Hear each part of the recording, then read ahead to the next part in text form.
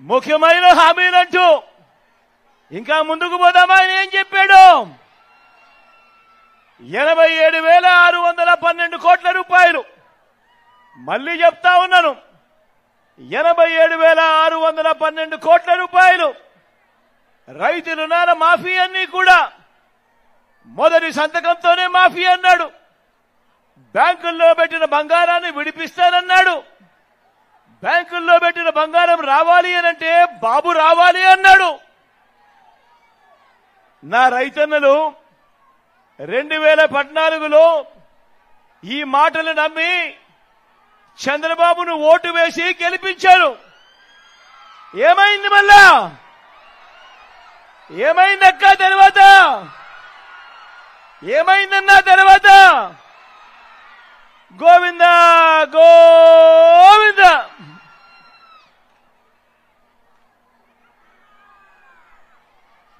ఇంకా ముందుకు పోదామా? ఇంకా ముందుకు పోదామా? ఇంకా ముందుకు పోదామా అన్నా? ముఖ్యమైన హామీలంటూ 14,205 కోట్ల రూపాయలు డ్వాక్రా సంఘాలకు సంబంధించిన రుణాలన్నీ మాఫీ చేస్తానన్నాడు. ఇదే పెద్ద మనిషి చంద్రబాబు నాయుడు గారు 2014 ఎన్నికలకు ముందు ఎన్నికలయ్యాయి. నా అక్క చెల్లెమ్మలు చంద్రబాబు నాయుడును నమ్మారు. అప్పట్లో ఓటు వేశారు. ఓటు వేసిన తర్వాత ఏమైంది? ఓటు వేసిన తర్వాత ఏమైంది? ఓటు వేసిన తర్వాత ఏమైంది? గోవింద గోవింద.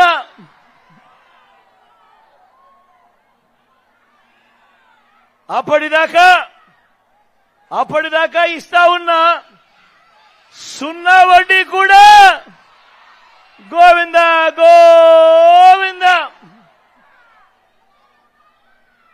మళ్ళీ ముందుకు పోదామా? ఇంకా ముఖ్యమైన హామీలు.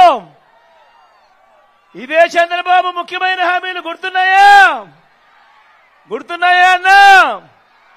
ఇంకా ఏం రాశాడో తెలుసా?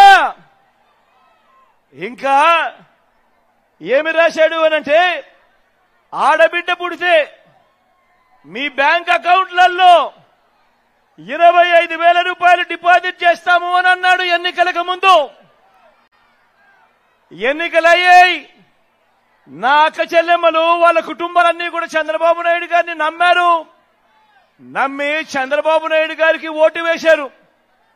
ఓటు వేసిన తర్వాత ఏమైంది? ఏమైంది? ఒక్క రూపాయి అయినా వేశాడా మీ బ్యాంకుల్లో అకౌంట్లలో? మరి ఏమైంది అన్నా? ఏమైంది? ఏమైంది తమ్ముడు? గోవింద గోవింద.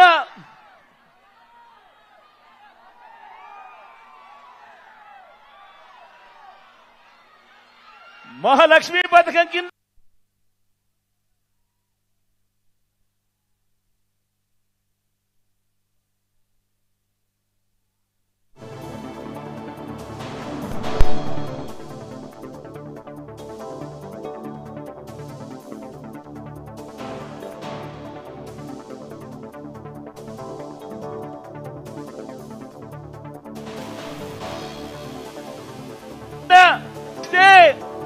ఏమైంది? మళ్ళా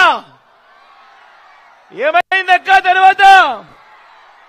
ఏమైందన్నా తర్వాత? గోవింద గోవింద గోవింద గోవింద. కనీసం ఏ పేదవాడికైనా ఒక్కటంటే ఒక్క సెంటు స్థలమైనా గాని కట్టుకునేందుకు ఇంటికి ఇచ్చాడా అని అడుగుతా ఉన్నాను ఈ సందర్భంగా. రెండు చేతులు పైకి ఎత్తారబ్బా. ఇలా ఇలా ఇలా ఇలా ఇలా ఇలా ఇలా ఇలా ఇలా ఇలా ఇలా ఇలా ఇలా ఇలా ఇలా ఇలా.